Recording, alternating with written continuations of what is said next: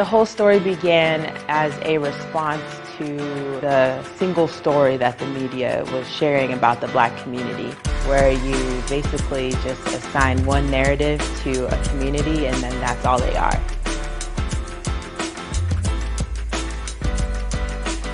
Hi, my name is Rachel Igboro and I'm director, curator of The Whole Story, where 5 individuals share personal stories to expand Black narratives. There's a lot being said about us, so I think it's important to have narratives that are strong and rich and counter narratives of what's mainstream. Being Black in America is being as authentic as I can be. Stories inherently create empathy with the people that they're shared with. Tamir Rice happened in Cleveland in 2014, so that could have been me. Really just a kid playing with a toy. When people in the audience who don't look anything like the people who are sharing their stories, they can listen and connect with the experiences, the feelings, the emotions shared that's behind the stories. My story was a journey throughout my life. In all of those different instances in my story, I was one of few Black people. I feel like it's really important for African Americans to start telling their stories more so that we know who we are. It's always important to just hear individual experiences because those individual experiences add to the whole story. Welcome to The Whole Story Part 2!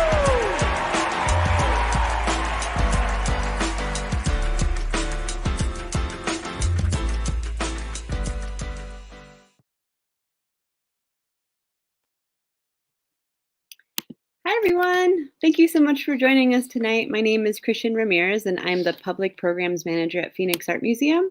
I'm happy to introduce The Whole Story this evening. It's always a pleasure to be able to work with Rachel.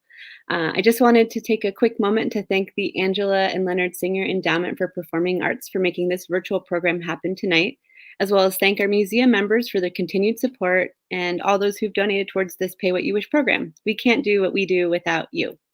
And that's all, just keeping it short and sweet, and I'll turn it over to Rachel. Thank you, Christian. Welcome everyone to The Whole Story 2021. I also want to thank Phoenix Art Museum for providing this space and opportunity to connect with you and also to our stories. The Whole Story is a platform for Black narratives, and in 2020 we were challenged and the whole world was challenged, and we learned a lot about ourselves. And this is an opportunity for you to hear how a story develops from one single experience into a whole story, which you'll hear later on this year. Each storyteller that you'll hear from today basically signed a contract in blood saying that they were going to tell a full story with me. So stay tuned for that. I also want to, again, thank Phoenix Art Museum, but also share that while we are apart, we are still together. We're working hard to develop programming that is interactive and fun. So as you hear us brainstorm about our stories today, please pop questions or comments in the chat, and Christian will be monitoring them and we'll try to share them within our dialogue today. So a little bit about The Whole Story. We started in 2017 in partnership with the Art Museum on the final weekend of the Kehinde Wiley A New Republic exhibit, where he put Black subjects in scenes that they weren't typically shown. So he would put Black people that he pulled off the street to take a picture and then paint their face and their body in scenes that were romantic, like Michael Jackson on a horse in a suit of armor, or someone in kind of like the Christ and Rosary or Catholic kind of themes with a white circle behind their head, and kind of elevating what Black narratives looked like visually. So I saw that and thought, wow, it'd be great to be a part of that exhibit and elevate Black narratives audibly and visually, because you're seeing Black people telling their stories, but they're not just, hey, this is my story as a Black person. It's the focus is, hey, this is my story, and you can see that I'm Black, so that makes the story different from what you might not experience if you didn't look like me. So it's a great opportunity to connect, but without feeling like you're being educated, because you're just hearing from someone's everyday life. So that's the challenge that we're taking on today, is not telling a full story, but just sharing about our everyday lives and how they occurred with us in 2020. So that's the point of What Happened, What Now. And before we begin and jump into our stories, I'd like to take you through an exercise that I do to either start or end the whole story session. And it's a little call and response that I do with every audience that I encounter. And I'm going to bring up our storytellers to join me as well. So joining us tonight are Fatima Halim, a sage storyteller in the community here in Phoenix. Welcome, Fatima. We also have Candice Tolliver, who is my dear friend, a dancer, a teacher, an educator, a philosopher, a stargazer. We also have Dominic Braham, who is a nonprofit activist, father. I'm not going to give away his story because you'll learn more about it soon. And philanthropist. And we also have another philanthropist with us tonight, Drew, who is also a social entrepreneur. Welcome, everyone. Are y'all ready to do this call and response with me? Let's do it. All right. So I'm going to put in the chat or in banners on the screen, so audience members, you can join in so we can all get on the same page. Thank you, Christian. So I'll say story, and you all will follow when it says you. Story. I'll say once upon a time, and then you will all say time. All right. We know that there's a delay, so it's okay. Let's just do this. Also, you notice that we all got the memo today.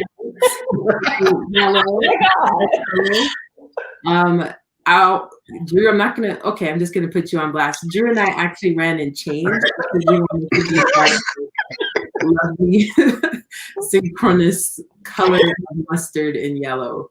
I mean, we look great. We're golden. There you go. Yes. Let's do this. All right, ready?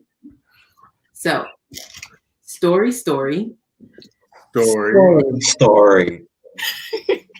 Once upon a time. Time. Great. Now that we're all on the same page, let's begin 2020. What happened? What now? First off, I'm going to throw a question to Fatima. Okay. So you and I, in 2019, and I know in early 2020, I would run into you at all sorts of events. You're a social butterfly. You're always doing something. We had some plans to do some storytelling workshops with your Rites of Passage group. I saw you at the Javier Omar concert. Anything to do with music or awesomeness, you were there. So my question to you is, how did you make life in quarantine? What changes did you have to do, and what opportunities or space were you able to make for things that you wanted to do because you were at home? Well, the good thing about being retired is that you are almost self-quarantined all the time to a degree, which is a beautiful thing. And I totally enjoy the space like that. But this particular time, I did something so off the chart for me at this point in time in my life. I got a puppy Rottweiler. Okay, now you need to know something first. I had a bird, a beautiful African gray named Lulu. She would talk, she would do everything, but she was a mess. And I said, oh my God, this is a little bit much having this bird. She is so messy. She is so much work. I got to sit and talk to her. I got to teach her. And then I decided, for some crazy reason, to get a dog. I'm here, I said, okay, my grandchildren come in and out all the time, but I just wanted something here all the time so that if anything go down, the Rottweiler, I would say kill, and that's what would happen. So I got this little puppy Rottweiler.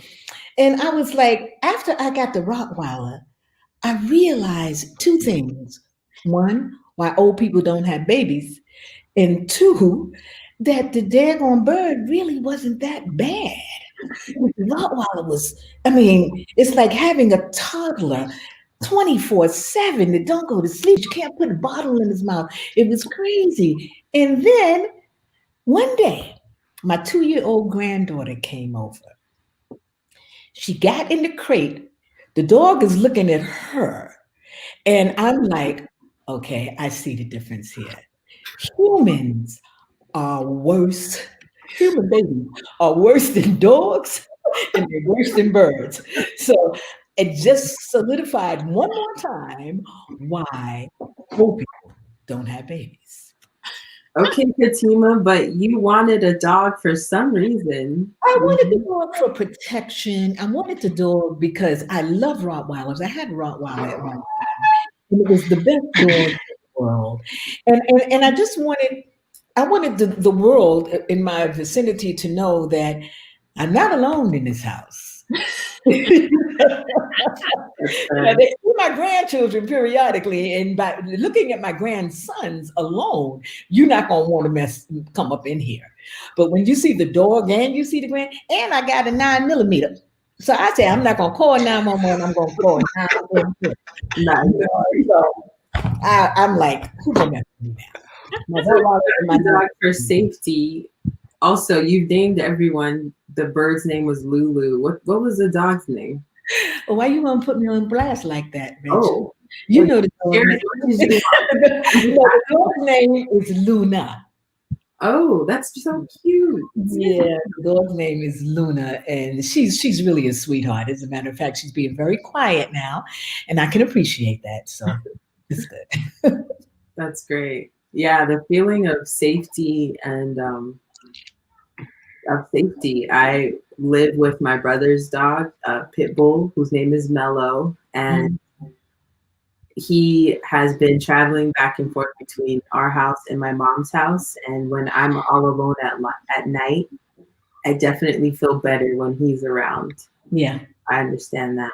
Yeah, just to throw this out there, I'm doing a mosaic outside on my wall, and my back is turned to the street into everything. But I always have Luna outside with me on the porch.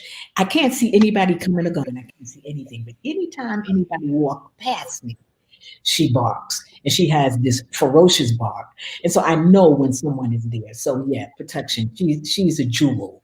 Very, very happy to have her. Do you, whenever you're walking Luna, do you end up talking with other people? Has she become a kind of conversation starter with your neighbors?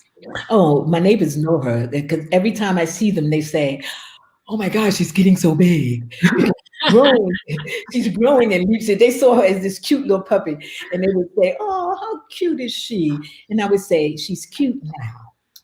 And every time it's like, "Oh my God, look how big she's getting." It's like she keeps getting bigger and bigger and bigger. So yeah, she is a conversation starter. And then I take it, now she thinks she's badass here, but I take her to the dog park and she's a little punk. She runs up the table. She runs up under the table when the big dogs come. She doesn't realize that she's gonna be a big dog. She runs up under the table. She just doesn't, she's scared to play with the big ones. She finds smaller dogs, but she's getting better. She's getting better. Candice, don't you have a dog? Yeah, I was gonna say I love that. I do. I got a dog and a kid, so I got a 2 for 2. I got a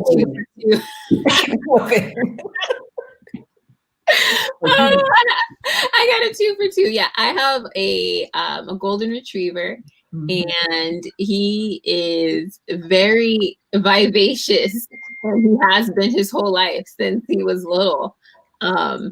And yeah, when I first got him, and it makes me laugh how Fatima's talking about, like when you're having, your dog and they're little, they're like, little humans when they're in their puppy stage. And I remember when we got him, I had no idea what I was getting myself into, y'all. Like I did not know. But my son at that time was maybe 7 years old. So I was very far removed from, late night, no sleep, all of that. And that just didn't register for me until we got the dog. And I remember being asleep and then it being like 2 a.m. and I'm hearing the dog cry. And I was like, oh, no, no, oh, no. It's 7 years now. We're not doing this, waking up in the middle of the night to go outside, whatever. But that is essentially, you know, what happened. But now he's 3 and very excited all the time. And so, but he is a joy to have. And it's the same thing. If we're together, somebody could be walking in, you know, in our house faces the alley, but somebody could be walking down and he's running back and forth. It could just be the garbage truck. It could be somebody fixing a light pole. And, you know, he's like, who are you? Why are you here? And so it's really nice to feel that protection. And he's a lot of fun. But yeah, I basically have 2 kids. Yeah. So Yeah. here we are. I know that's right. I have 2 human kids and no dogs. Poor thing. You know, I did have a dog. I did have a dog growing up, a boxer. His name was Tiger. But, you know, I'm not really an inside dog type of guy now living in Arizona. You know, I guess you can't put them outside like I did in California. So, you know, I tell my kids, like, I'm not taking care of no dogs anymore. Like, I'll take care of them. But, you know, they have to get older so they can control everything, bathe them, pick up the stuff, you know. So I don't want that on my plate. But then they're going to have to figure out how to not bring them inside, you know. So that's another thing. How old are your kids? They're 7 and 4. Oh, yeah. Yeah, they'll need to grow a little bit to get that responsibility. I adopted a cat in COVID, right when everything shut down. The shelter by my house was basically giving animals away for free, and I'd actually been thinking about getting a cat for a while, and went, and the cat I chose was this black and white. They call them tuxedo cats because they have white feet, and I wanted one with white feet because Mello, the dog, has white feet as well. So I wanted them to match. And he walked right up to me like, "What's up?" All casual. And his name is Cello. Yeah, they rhyme. And same thing, Candice. He was crying a lot at first, but, you know, kind of once we got over introducing the 2 animals together, because I was so afraid the dog would kill the cat. And now they're not best friends, but they're very close acquaintances. Yeah. Well, I remember that was one of my questions, I think, early on when I saw like a photo you had posted or a video, and I was like, she's got a cat. And I'm like, wait, is it Mello there? Like, how is this working?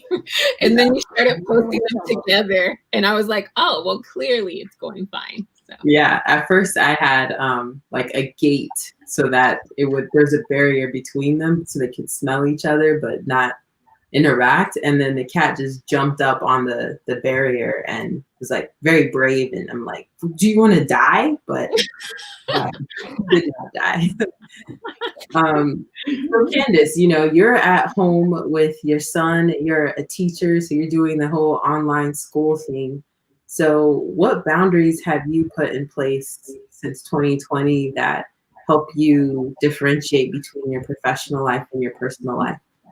You know, yeah, it's been a journey. I think that's what I have put on my post inviting people out tonight, but it's definitely been a journey. And so I wouldn't say all positive, all negative, just a lot of journeying through.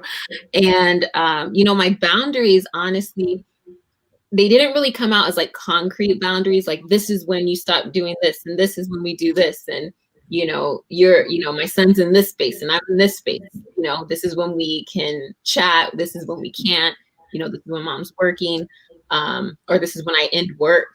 But it really became more of boundaries between who I have been and who I was becoming and still am becoming. And it was more kind of like an internal conversation with myself, with work, with mothering, with doing all of this from home, being a teacher, knowing that I have over 100 students who are also at home, navigating all of that.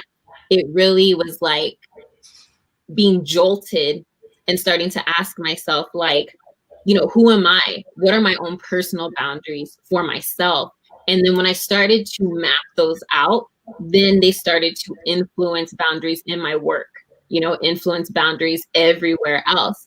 And there was nothing wrong with like pre-boundary 2020 Candice, but because she did what she could with what she knew how to do. But then as the world started changing, as the pandemic came in, as there was more social unrest, more racism, police brutality, watching Black bodies continue to be dehumanized, consistently.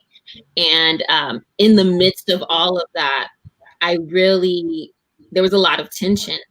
And so seeing it locally here in our state, seeing it nationally, seeing it globally, having it happen internally, it was like, all right, this is who I am. These are the boundaries that I have for myself. These are the relationships that I see falling away that felt like a loss. I had to grieve a lot. But then what I was gaining was me, was somebody who was happy with where she was at, who was okay with saying no. Can you be specific about like a situation where you realized you needed a boundary there? Like, yeah. I realized it when everything felt crazy. Everything was just go, go, go. And I could feel my own personal anxiety. So maybe it was getting up and getting ready for work, and every day before work. And I know there's maybe teachers or educators watching, but you wake up and you're like, I can't do this. I'm not gonna do, like, this is crazy. And having that every single morning, and then every afternoon when, the kids are logging off, feeling like, I called it feeling Friday tired, but every day of the week. When I started to see those physiological changes happening, that's when I knew, like, you need to set some boundaries in place, because if not, like, you are going to spend yourself, you are going to burn out, and then I can't take care of my kid, I can't take care of me, and so everything kind of pushed me, those experiences pushed me into creating boundaries. Share some of the boundaries you created? Yeah, for sure. So like I said, saying no. I said no a lot, in the midst of conversations about, humanizing the Black experience, between talking about police brutality and all the questions of what can we do? I got a lot of those, and I said no to quite a few of them because it was putting me in a place where it was still just grabbing. And that's a lot of what I started to feel like in general. So between my job and between just my regular roles that I was, that I'm playing, that I involved in, you feel people pulling, and you're just more, and I finally realized, like, I need to say no. And so I started saying no. And so that was a really big boundary that was helpful for me in that time.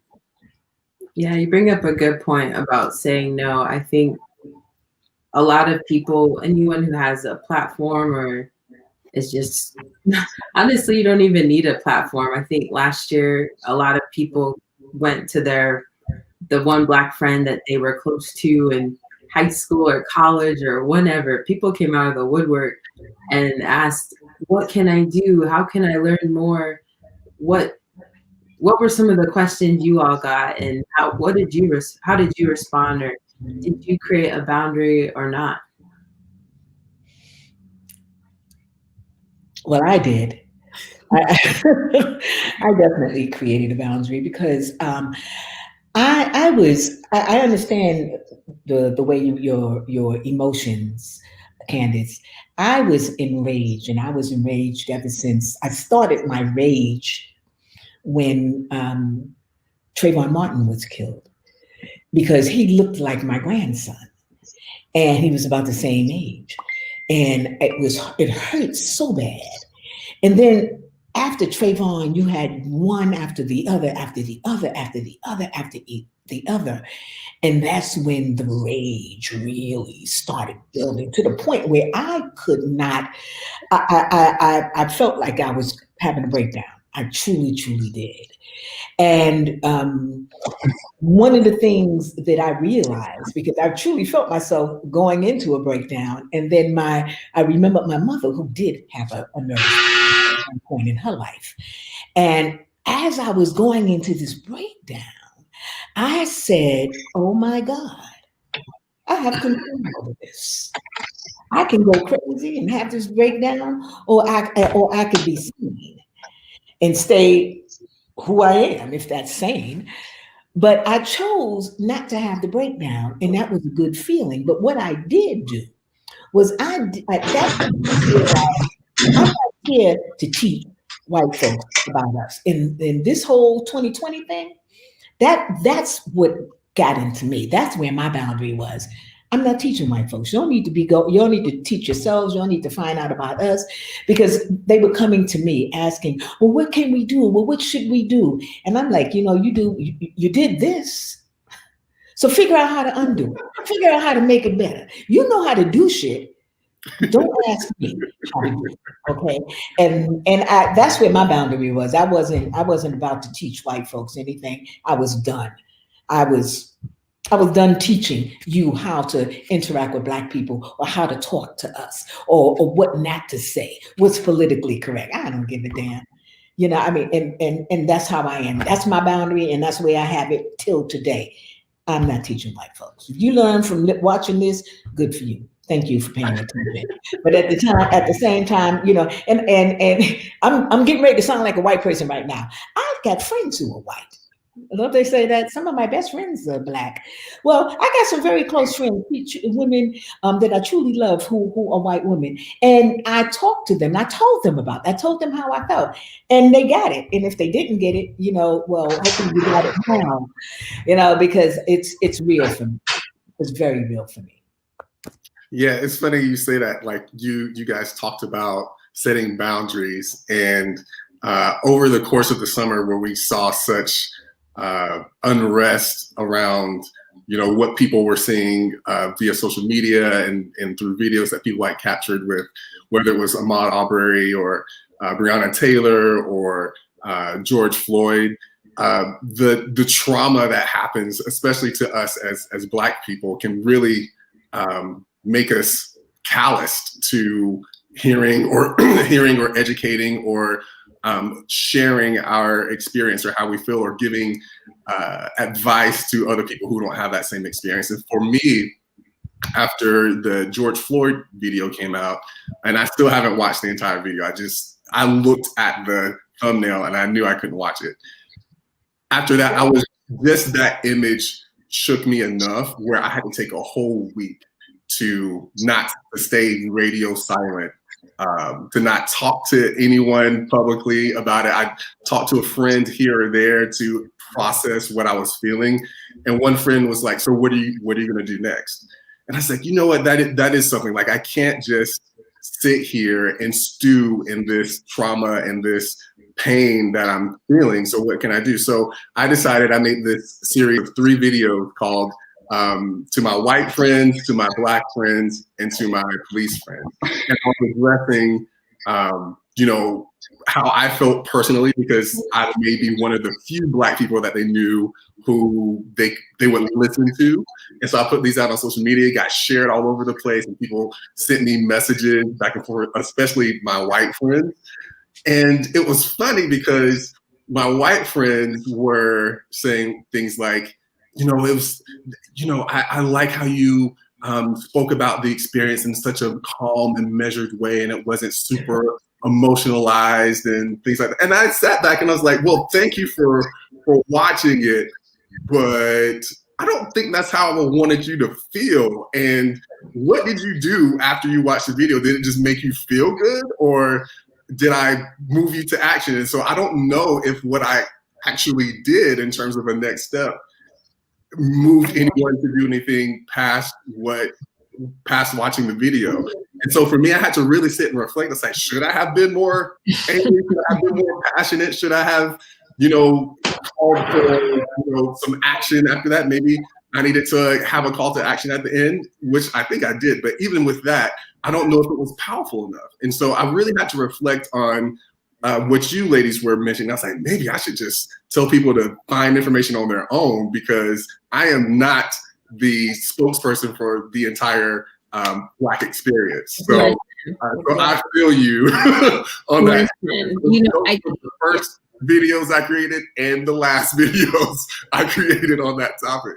Yeah, I think, you know, like what's so wild is like when it comes to social media and people, like Rachel was saying, like this expectation to say something.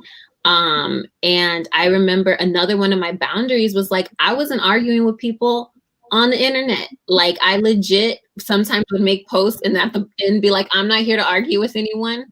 So if that's what you come here to do, you're not going to get it from me, you know. But I was very open about my boundary of do not send me reckless stuff to my messages, to my inbox. And I would get videos of okay, from someone who was white, who I didn't even have a very close relationship with. This is multiple people. A video of a Black person agreeing with their stand. They would send it to me. And I'm like, the audacity that you have to be in my inbox, you know? And so those kind of things I would vocalize. And I had very strict boundaries. I would reply back, do not send me these types of things. If you send me something like this again, like, you know, you'll be blocked or whatever. But that was another boundary that I had to set. And it was hard because I am the kind of person that does like to engage, and I do like to share. And during this time, it was very hard because I would see things and be like, oh, you should say something, because I felt prompted to do so. But I also knew that I did not want to deal with whatever came after that. So it was like, I wouldn't comment because I didn't need someone to go in and comment behind my comment and then be like, is this what you meant to say? Which then ties back to kind of what you're saying, Drew, is like, you know, you're saying what you're saying from your experience. And what I've realized is that people can take anything that someone says and kind of mold it in a way that it's palpable for them, right? And they were sitting here like, that's not even what I was trying to say, though. Yeah, I've been done entertaining white people for a long time now. I feel like, you know, convincing people of non-color why racism exists or what's our experience is just a waste of time, and it takes us back. You know, we're already trying to prove what's happening where they should already know, you know, and if they don't, then too bad, we're moving on. So, you know, and that takes away from like all the greatness that we are about, man. Look at our history, how resilient we have been, where we, you know, live in a world that is built for white people and we thrive. A lot of us do. But, you know, on TV and stuff, you see the narrative about, you know, all the negative stuff. So us trying to justify what's happening just takes away from this greatness that we're about, you know, like look at this platform. You know, Rachel created this platform. You know, Candice is teaching students and being a leader and a mentor. Fatima's making mosaics. Drew's a business owner. You know, I've gone through the landmines of working for white women in the nonprofit sector, and now I'm an executive director, you know? So I'm done entertaining people like that, and I'm moving on to embodying and showing the results for our greatness.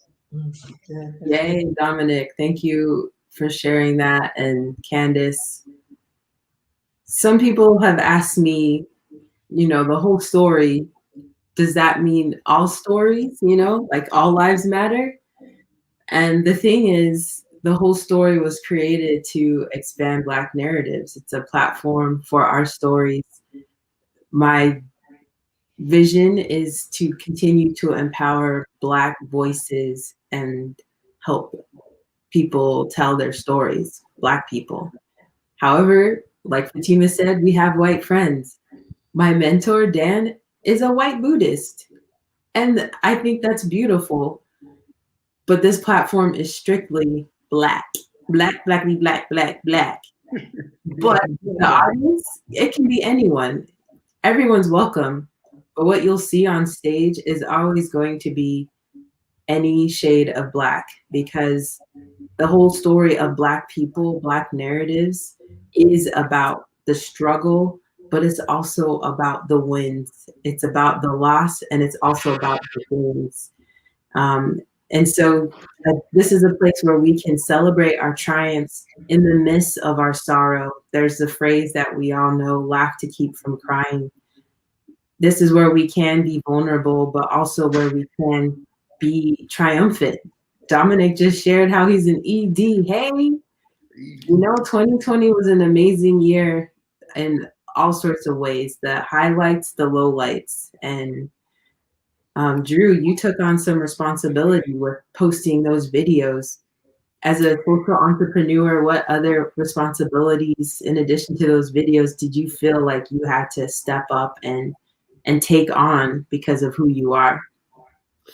Yeah, so I think all of us as Black people, we can talk about, and we live in this intersectionality of identities, right? So as a Black business owner who has a retail e-commerce company, when COVID hit, it decimated the retail sector. There's so, especially the African-American retail sector.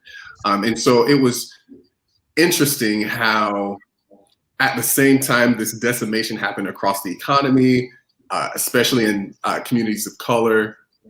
At the same time, you had this social unrest that happened, and this awareness around Blackness and Black people, and the need to support Black people. So at the same time the business was going down, there was this support of Black people, and being a Black person, people wanted to support Black business. And so you had these two waves that came and crashed together, where I was losing revenue because half of our revenue actually came from being out in market spaces, selling things in person. What things did you sell? Tell people about. Oh, yeah, so I didn't want to tell all my business. So my company is called Voice Threads. We're a socially conscious lifestyle brand that brings awareness to important causes by designing mismatched socks inspired by nonprofit organizations. And we do this work to help people cause conversations around the great things happening in our community. And we do a lot, like I said, of in-person as well as online sales. And like I was saying, the two waves converging where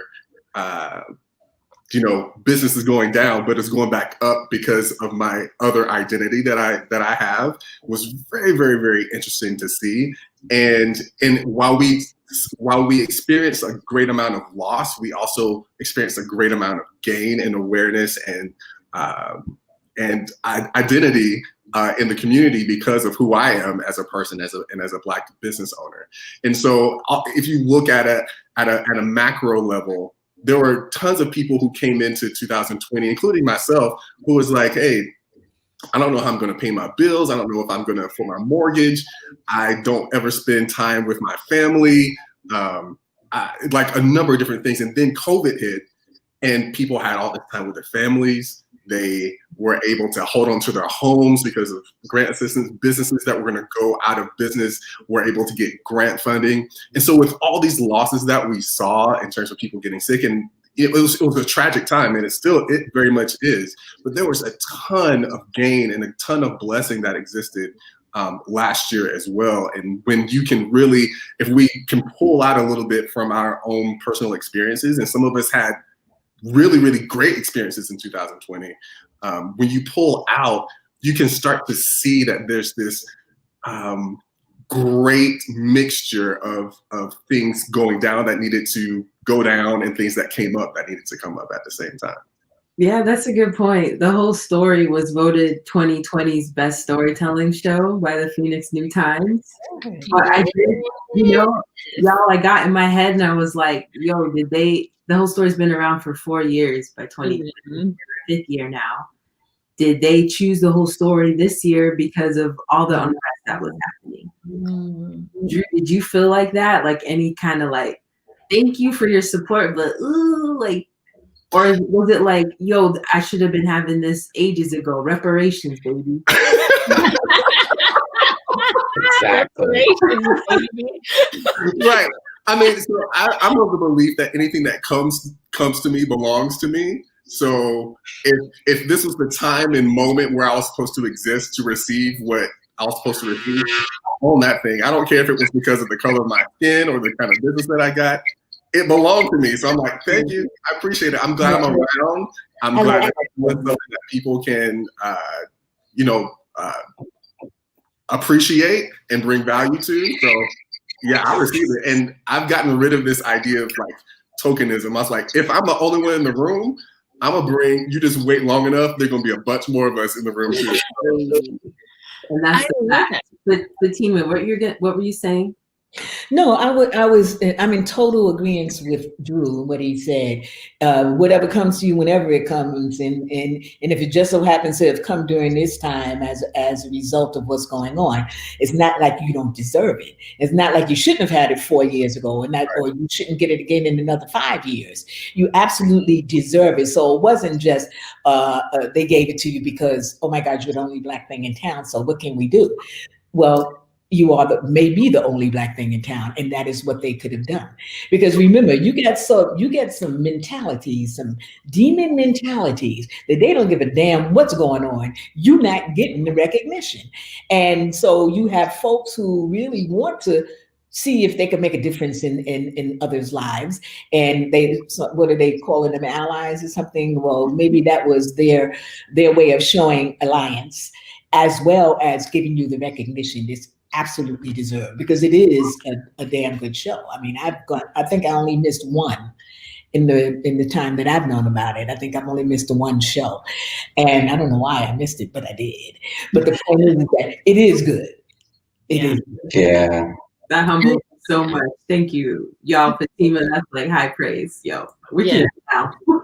Bye, everyone. You're right. I think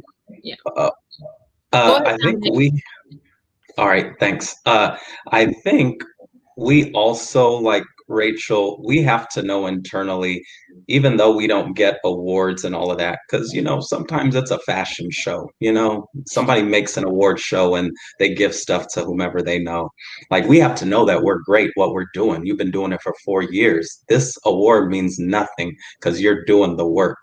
I remember in my last job, man, I felt like I was killing it. And I was, like, my community partners I was on board new, a whole network, and they were, always, you're doing great. Thank you. But internally in the organization, you're not worth it. You're not doing a good job, and so I can't internalize that.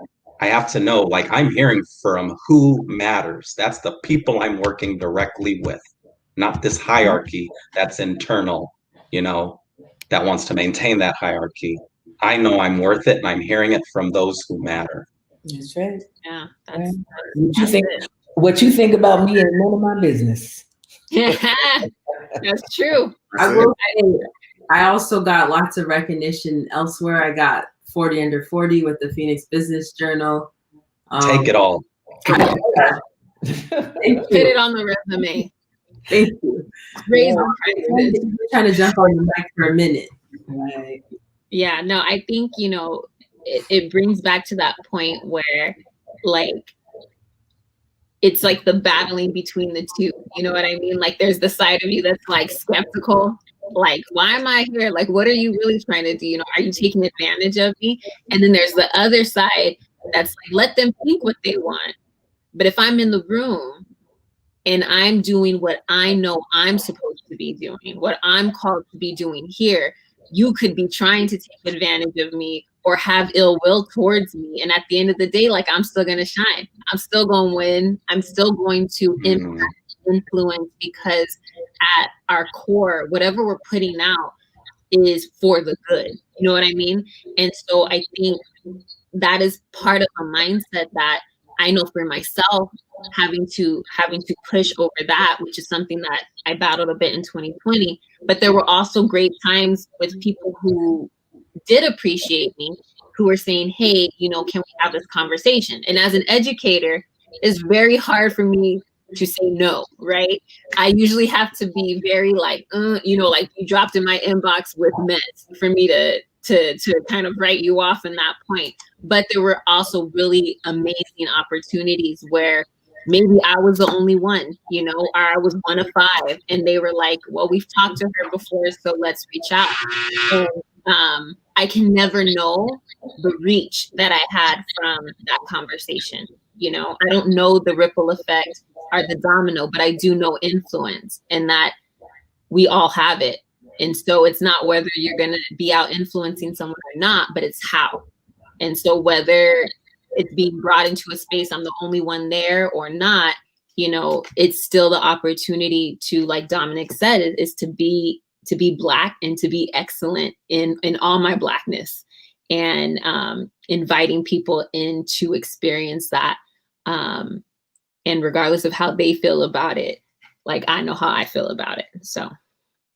Yeah, we have a comment from Jeremiah in the comments.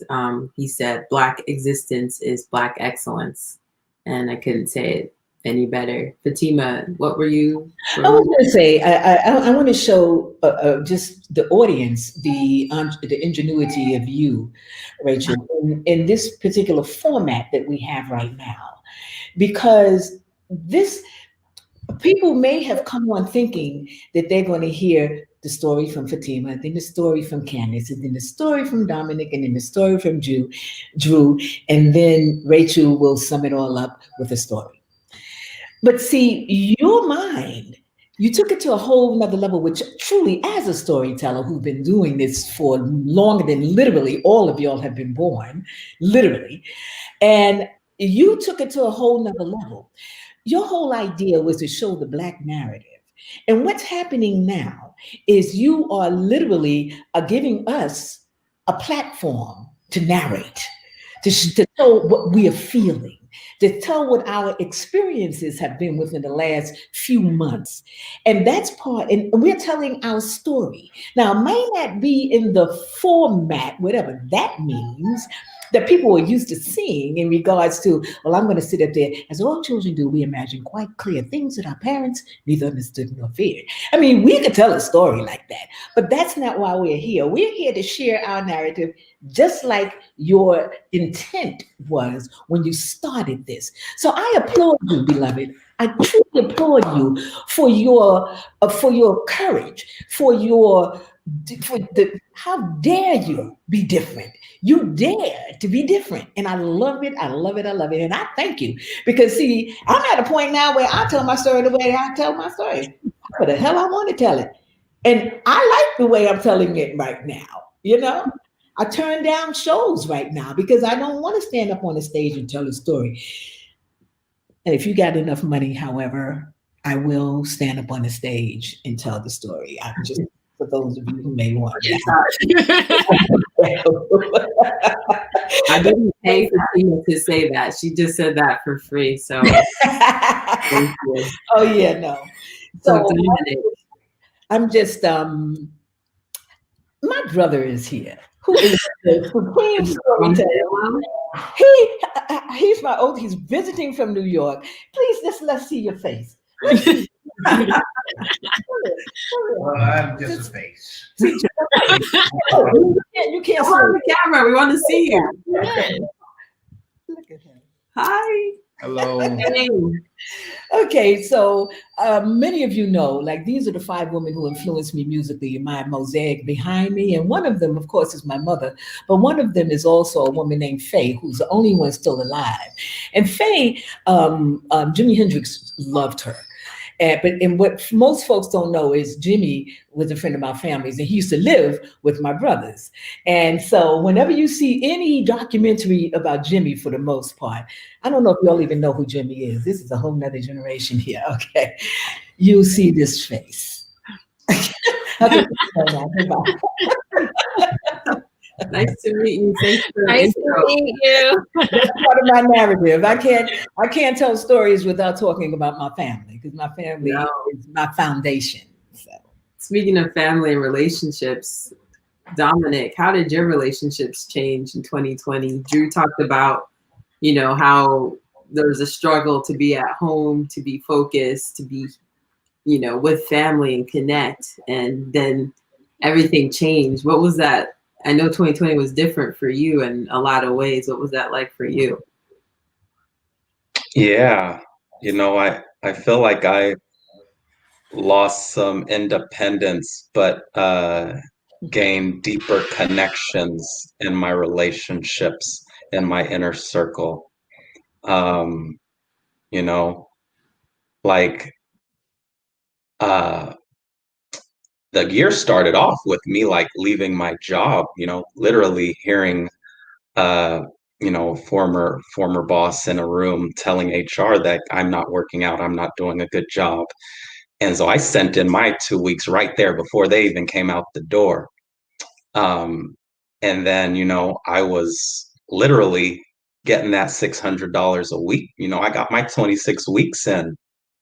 Um, and now, like, I have gotten married, you know, so my personal relationship is so much deep. You know, I was on a walk.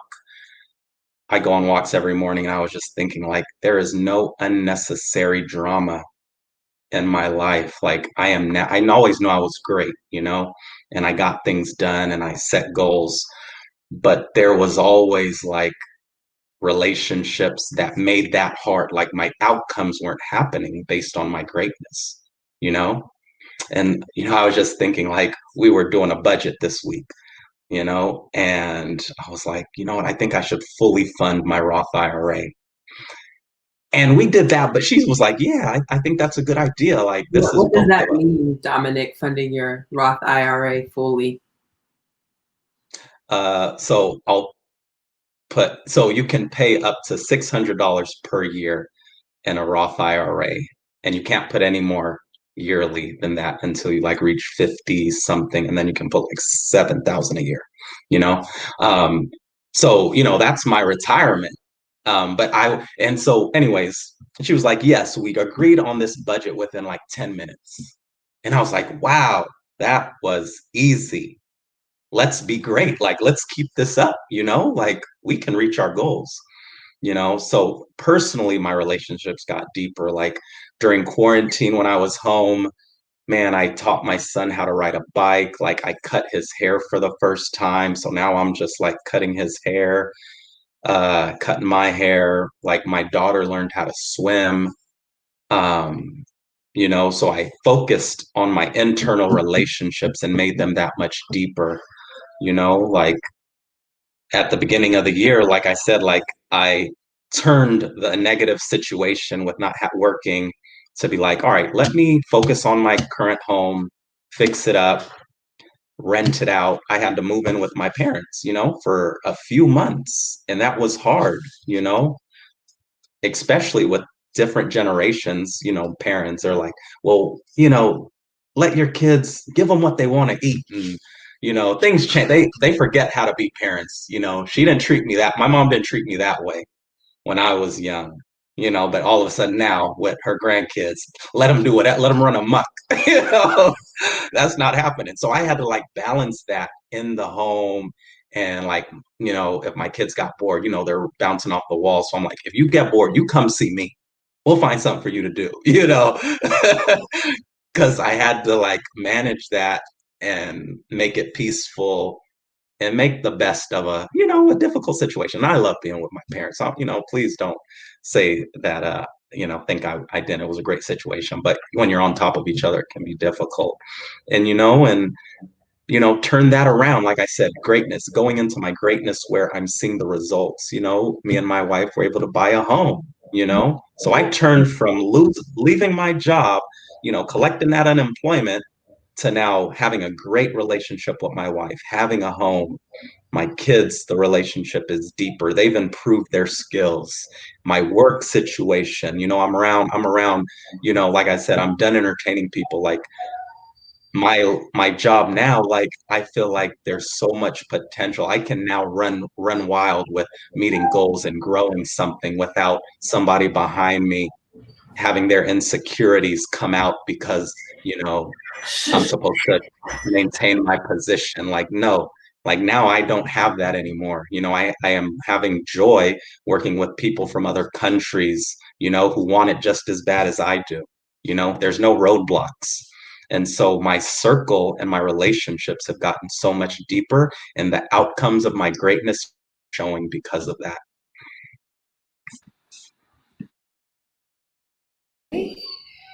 Oh, good. I'm so glad that you said that, Dominic, because it reminds me. You said a couple of things that were really at the root of what's happening during COVID with my family. I used to do sister circles, and I've been doing them for like 30 years or so. And because of COVID, couldn't do the sister circles anymore. But what I did begin to do, I began to have circles with my daughters and circles with my grandsons. I have 14 grandchildren, 9 of them are boys, and they're all big kids. They're like 19 up to 25. And I started having circles with the boys, the young men, and then circles with my daughters. And it's different than family dinner. It's really completely different than family dinner. So, because I suggest any of you who have children out there, I don't care how old they are, have circles with your family, with your children, and not around dinner. Keep doing that, absolutely. But I'm talking about where you're just sitting down and you're talking about what's going on in their lives and what's going on in your life, and you're sharing your stories with one another and helping one another deal with whatever challenges they may be facing, but you're dealing with it as a family. So I love the fact that COVID presented that for our family. It presented the daughter circle, and it presented the grandson circle. My granddaughters were in the daughter circle, the ones who were in town, and my son, he wasn't in the son circle, in the grandson circle. I hope he's not watching, because he's going to wonder, yeah, Ma, what the hell? What's up with that? Because we're gonna do something just me and you, baby. So I suggest that you'll do that. That your families out there, you have those circles, because they're different than family dinner. Family dinner is very social and it's just out there. But when you do a closed circle where you're talking to one another, it's very, very special, very, very beautiful. So yeah. Thank you for reminding me of that, Dominic. That's important. Yeah, like you said, family is the foundation, like my motto is I do for myself, my family, and people of color. Like that's the order, and family is really important. I remember, like, in previous jobs, I would bring my kids to like an evening get together, and I would get pushback, and now,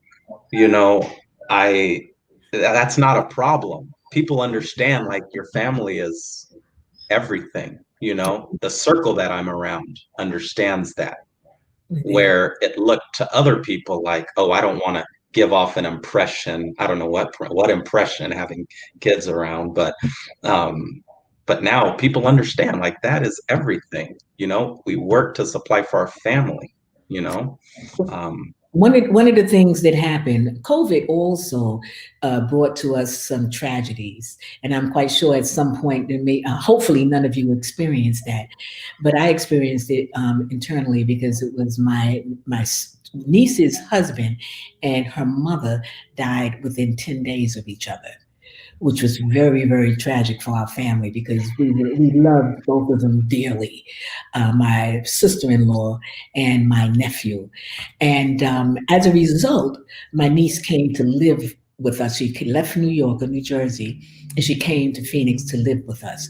So that also increased the richness of our family, bringing more people in who were on the East Coast and coming in to be with us. My brother that you just saw was his daughter.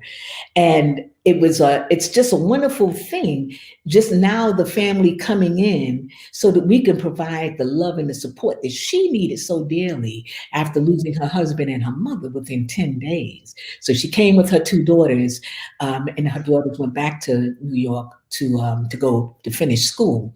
So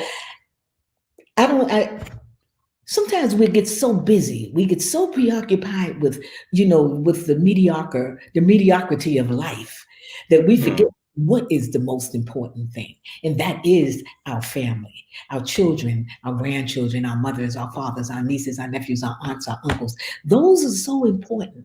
And then we have extended family as well. We have our circle within the circle. And that's important too, to keep building relationships, because I love the word relationship, because within that, and I heard this from a brother, Astarius, he said, because within that, there's that word ship. And what is a ship but transportation? Something that is going to allow us to move forward. And our relationship should be that which moves us forward. Just like the ship would, which is just take us there. And we have to always put fuel in the ship. We always have to make sure that we are doing our part to make sure that the ship is running well. We have to make sure that we are putting everything that we have, all the energy, all of the life force that we have in order to build that relationship so that we can continue to move forward into our better and our higher selves. Okay, I'm done. Go ahead, Rachel. I'm done. I do that sometimes. I'm learning here. I'm soaking it up. I got my pen right here, my little notepad. Write that one down. Yeah, remember we were gonna pass around a talking stick. Yeah, right. That's why I said I'm done. Completely. Let me pass it on. Oh, wait, this way. Candice. Yeah. Fatima, you just kind of nicely set me up, because I was gonna follow up with Dominic about deeper relationships. And the word ship too, it's a journey. And Candice talked too about self-care, and Dominic as well, taking care of yourself. You said me, my family, and then my people, my Black people. And 2020, I think we all learned how important it was to look inside first before we poured out. And for me, the real kind of thing that made me pause, I guess, was, growing up, my family was very a close nuclear family. My parents, my brother, and me. And from high school, college, it was kind of that. We have extended family here locally in Phoenix, and then in Nigeria and London, but we didn't really network. Like, we would see them once in a while. And Fatima brought up tragedy. We had two big deaths in my family that I'd never really experienced tragedy on that level until 2020. And my aunt passed away unexpectedly. And then a couple months later, the matriarch of our family, my grandma, my grandparent, passed away. And I was working from home there, so I got to be there and keep my mom company so she wasn't alone. And after that, it was like there was a wake-up call for my family. My uncle came in from Nigeria, and he's a Jesuit priest, monk, basically, and he's always telling us, y'all need to come together. Don't let the American hustle, keep you apart. You need to come together, your family. And last year for Christmas in 2019, I had kind of forced a family gathering. Like, I had kind of gone to each extended part. I had family in Levine, Surprise, West Phoenix, and then my mom in Gilbert, me and my brother in Tempe. And so I went to each one and was like, let's come together for Christmas. And one was angry at me because they hadn't heard from me in a while. And so I had to, make amends and stuff. But this year, I didn't lead it. It was natural. They just came together, and it's something that I've always wanted growing up, like to be surrounded by my aunts and uncles, by relatives. And it's tragic that it happened in that way. So the loss was, the passing of my aunt, and not being able to go celebrate her life in Nigeria, and then the passing of my grandma, and not only being able to celebrate with family, but being able to carry on that bond into the future. And, there's a lot of change that's happening to me. Fatima talked about shipping, and I'm soon to be shipping myself off to New York for a relationship. And having that strong foundation of family, Dominic's like, what? Having that strong foundation of family is allowing me to feel secure in knowing that I'm leaving, but I'm not leaving something unfinished. Like, I have that foundation. And that's really, really great. So is that the whole story? No, but you know, we're only telling anecdotes today. She just said that one in there too. It was nice and smooth. She just and I want details. I know, right? I was telling Candice before we're gonna have to offline this conversation.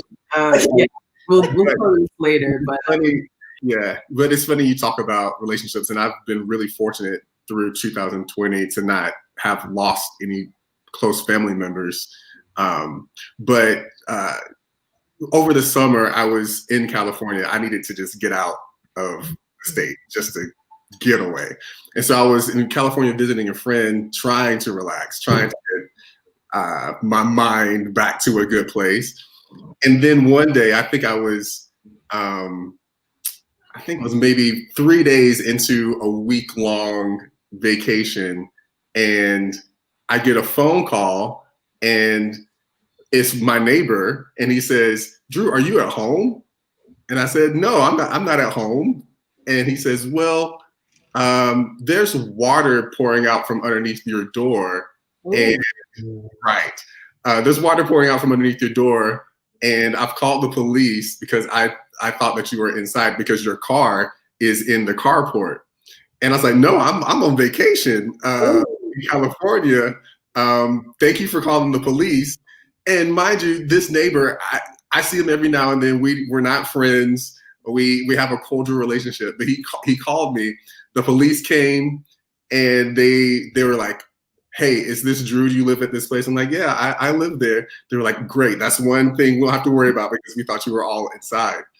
And then they said, "Do you want us to try to get into your house?" I'm like, "Yes, please try to get into my house."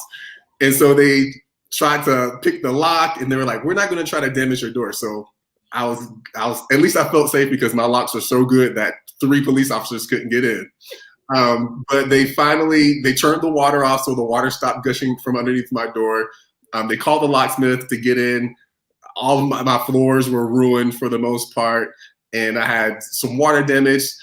I know everyone's wondering, like, how did it flood?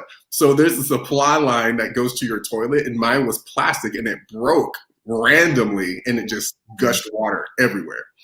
And so I was in California, and I was like, I'm not coming back. I am not leaving my happy place to come back and deal with a bunch of stuff. I did everything over the phone. The insurance adjuster tried to play me, and he messed with the wrong person because I had all kinds of time to deal with it. And I get back home, and I see my neighbor who called me.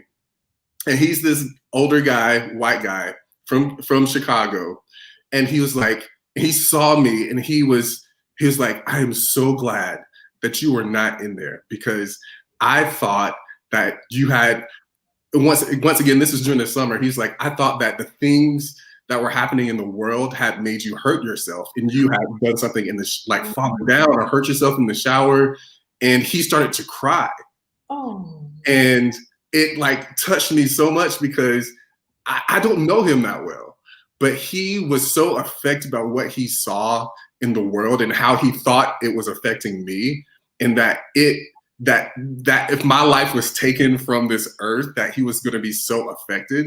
And so I was like, man, people are out here really feeling more empathetic than they have before. I know what we see in the world in terms of like people seeming to not care, but to see a almost stranger who's my neighbor care that much about my welfare, my well-being, who doesn't look like me, who probably doesn't have the same kind of concerns that I have in the world, but the thought of me hurting myself because of what was going on in the world really, really affected me. And that really made me think about all the other people who were going through this same traumatic event of the world in their own way, and sometimes projecting it onto other people and hopefully making them a more caring, kind, empathetic person.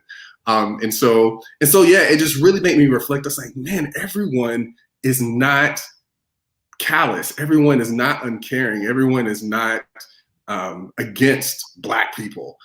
There are still real humans. There's still people who really, really care. And these aren't people that we know. You know, I think that's a good story in that he had your phone number. So apparently at some point in time, you gave it to him. Well, I'm the HOA president, so everyone has my number. That.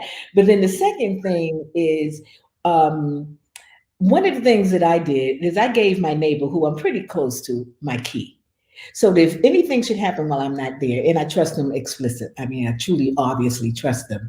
And I think that we really need to know who our neighbors are, because quite often we'll go through life in neighborhood without even knowing who our next door neighbors are. Now, I'm from New York, and we always knew who our neighbors were. We always knew who everybody in the building was. I grew up in the projects. I grew up in the tenements.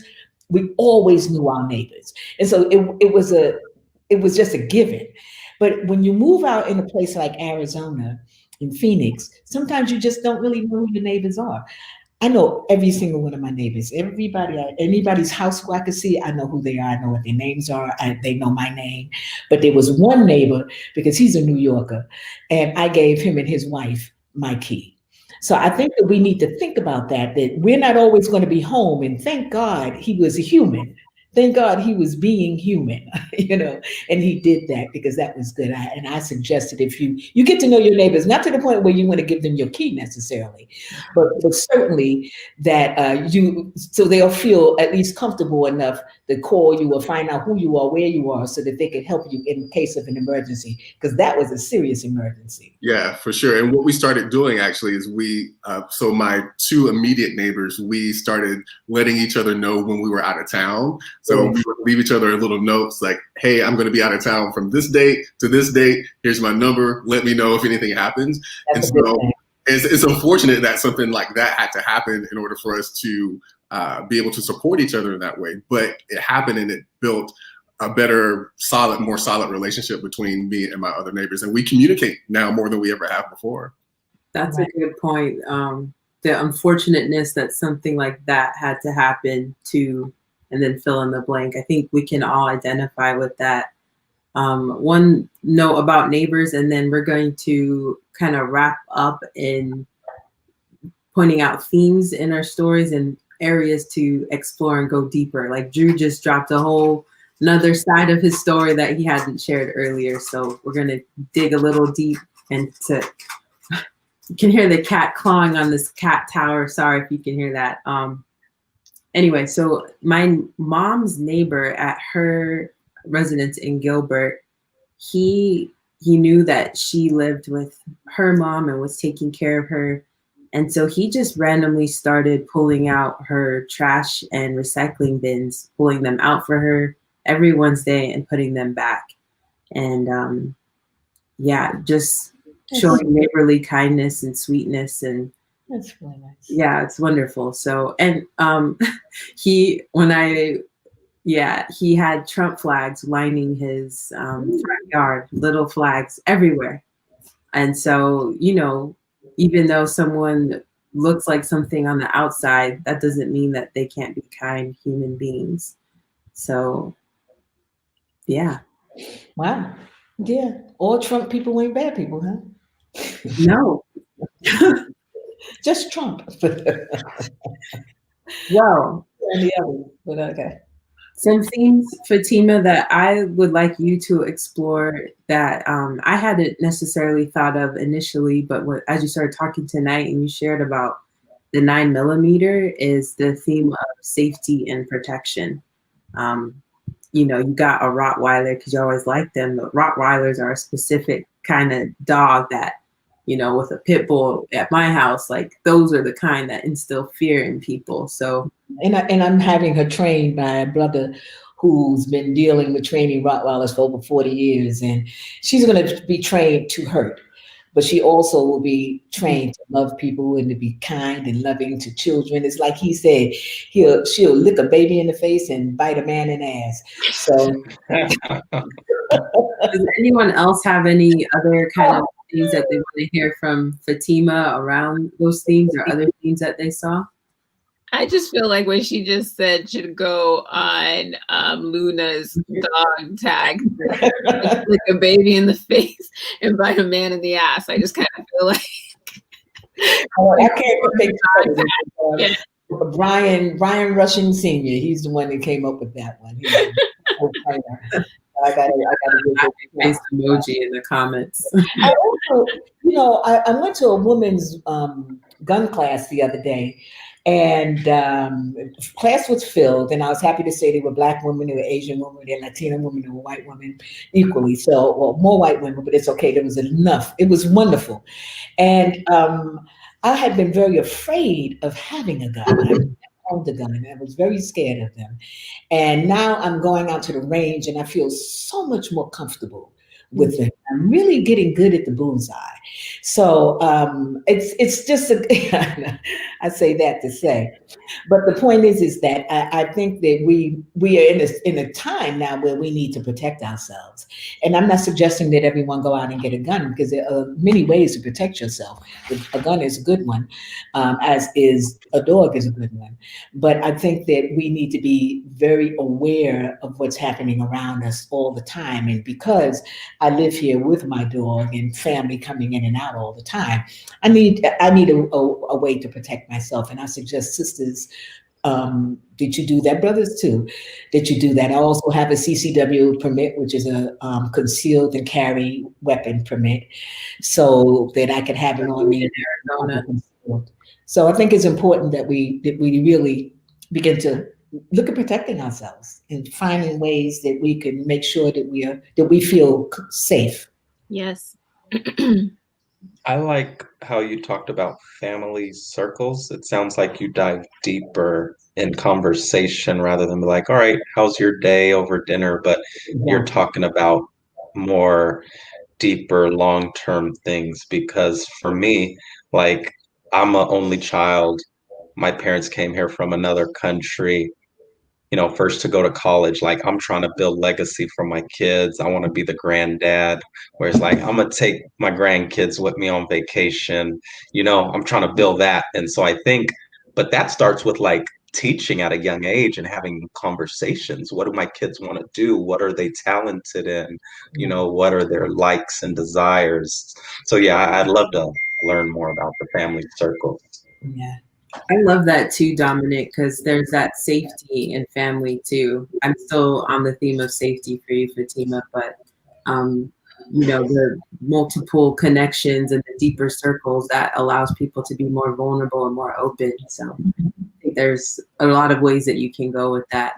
Speaking of guns, my brother also got a 9mm, and last night when I was walking with my friend in the neighborhood, he drove by from Chipotle. He's gonna hate that I'm saying this. And he offered me the gun to keep us safe. And I was like, I'm good. He was ready. Just follow us. So, Dominic, initially when we talked, there was some themes about, relationships, but, you kept centering around greatness. But what I also pulled from what you shared tonight was the theme of peace, and being at peace and being settled. Does that resonate? Does anyone else, what do y'all think about that for him to explore? Yeah, I like that. Somebody else talk, please.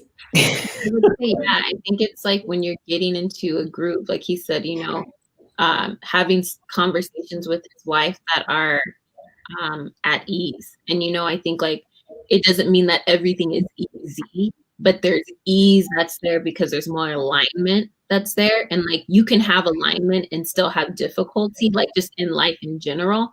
But when you have the alignment, getting through the challenges and the difficulties is not stressing you or pulling you out of alignment. Instead, you're still going that way.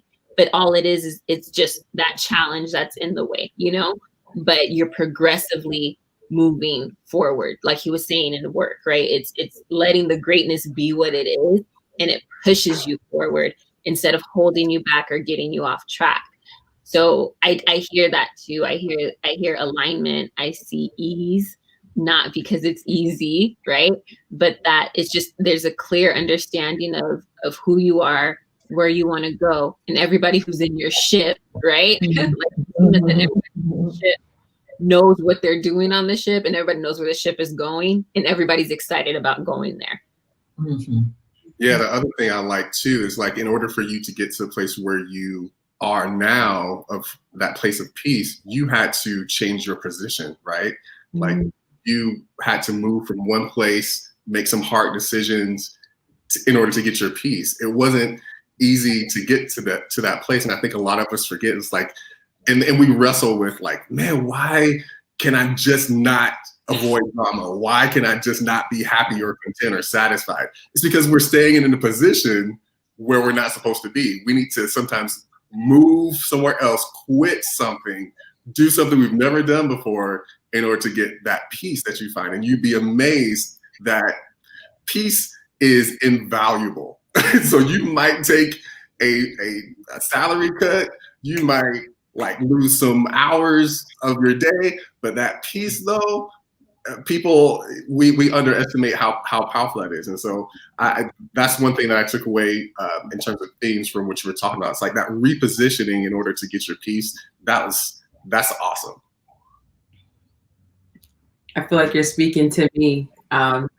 Today was also my last day at my current job, and it was heartbreaking. I wasn't ready to leave, but I know I'm moving forward to something that will align more to my bigger purpose. And I can't think for myself. So any themes that y'all heard from me that came up that you think I should explore? That go to New York. I'm speaking from as a New Yorker. That's a good thing. It's where in New York are you going to go? And then we'll talk more about that. Brooklyn. Okay. That's where my brother lives, and that's where I lived before I came here. I love Brooklyn. I can't say anything bad about it. Just enjoy your life, baby. You got a long one coming if that's the will of God, and there's nothing that says you have to stay in one place. Yes. So just explore the world, and New York is a good place to start. Enjoy. Yeah. You know, one thing I'll say to you, go to New York because you want to go to New York. Go to New York because it's something that you've always wanted to do. It's a place that you can truly grow in leaps and bounds. Don't go to New York because of a man. I like to say because of him, but it's true. I've always wanted to go. I've always been there. Good. That's good. And that's not to say that it's good that he's there. And that and if he's a good man, that's a good thing, you know. And obviously, if you're going, then he is a good man to you, and that's a good thing. But always know. I always told my children, you always have your own money. You don't depend on anybody for anything but yourself. And if he's there to help, or if anybody else got something to bring to the table with you, then that's butter. You know, that's icing on the cake. That's the blessing. But know that this trip to New York is going to be eye-opening, and it's going to be one. Are you going to do the whole story in New York? Tell her you. I'm going to do it virtual. I'm going to do it in New York. I'll travel back to Phoenix. I'm open to the museum and see if they're open to something like that. That's awesome.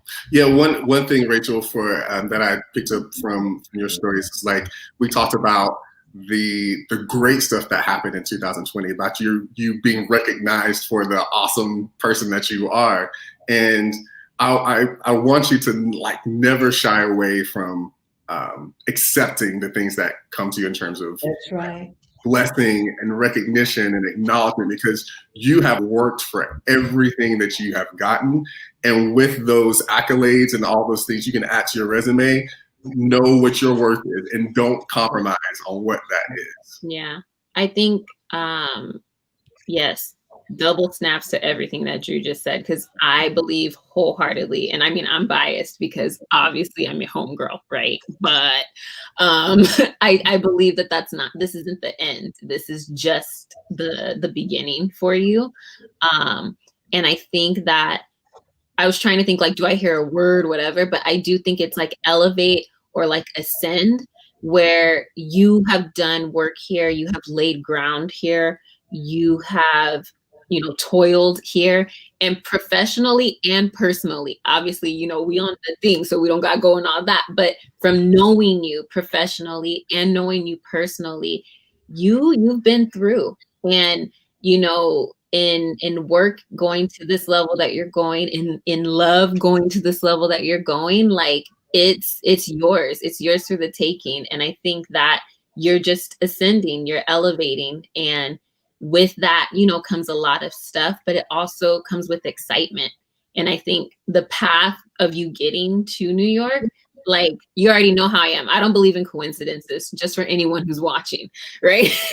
I don't believe that things are coincidences. I do think that there is, you know, timing. I think there's opportunity, but I also think there is us putting in the work so that when the timing comes, when the opportunity presents itself, we don't have to shy away from it. Instead, we're like, that makes sense. Okay, let's go. Of course. Why not? And so those are the two words I'm thinking, like ascend, elevate. It's time. Reparations, baby. Hey, you can put that on a sweater. Candice, Fatima, thank you.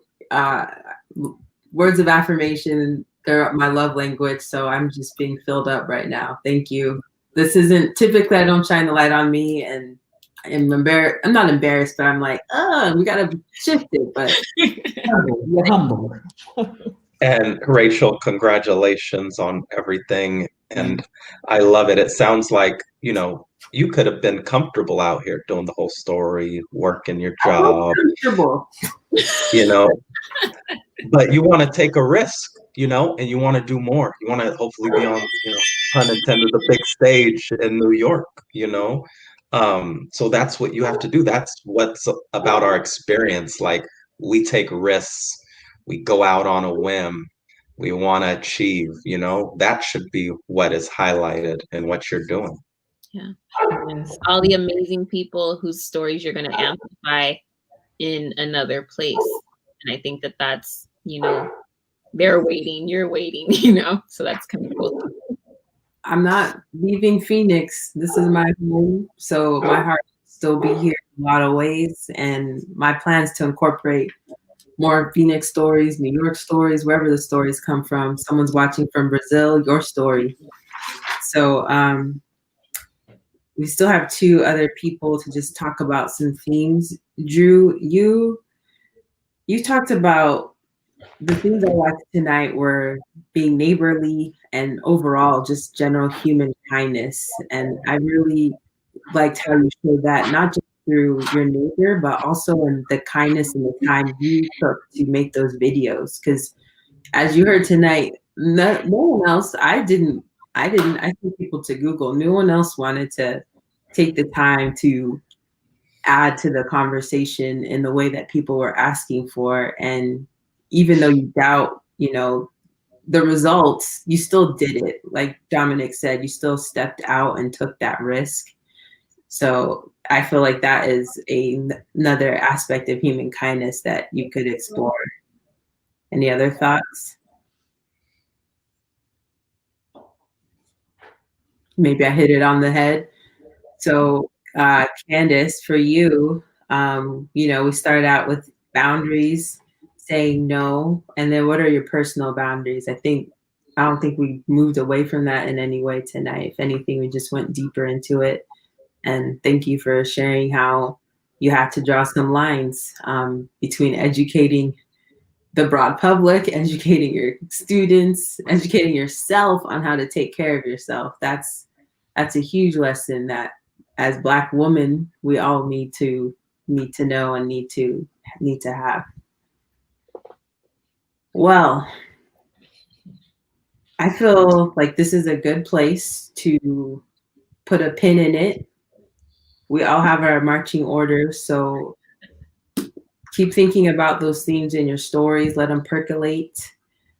What's cool is that the things that you share tonight don't have to be what you end up sharing on stage later. And you can pull things not just from 2020, but from your whole life. You know, we're talking about the whole story. It's impossible to tell your whole story in 10 minutes, but what you can do is give a little insight into how you ended up being the person that you are today. And so that's our challenge. This is my cat. And we've got a comment from Jasmine that I'm just gonna throw up. She's just reiterating all the themes that were mentioned today. Safety, peace, embrace your, demand greatness, ease, alignment, repositioning, boundaries. Thank you, Jasmine, for summarizing that all for us. And, you know, I want to end with one final call and response of the whole story. But before we do that, you can connect with The Whole Story online at thewholestoryshow.com, where you can subscribe to our newsletter. Also, if you love these stories and you love this partnership with Phoenix Art Museum and what they're doing in the community, you can still donate to this project. And the proceeds are split evenly between the museum and The Whole Story to help continue to celebrate and share our stories virtually. So visit phoenixart.org for more information. And with that, let's do this whole story call and response one last time for the good of the evening. Story. Story. All right, so what's what we're gonna do. I'll say story, and you guys should count 1, 2, and then say, okay? all at the same time, all right? Okay, story. There we go. Once upon a time. Time. We got it. Thank you all for watching The Whole Story. Stay tuned for more. Have a good night.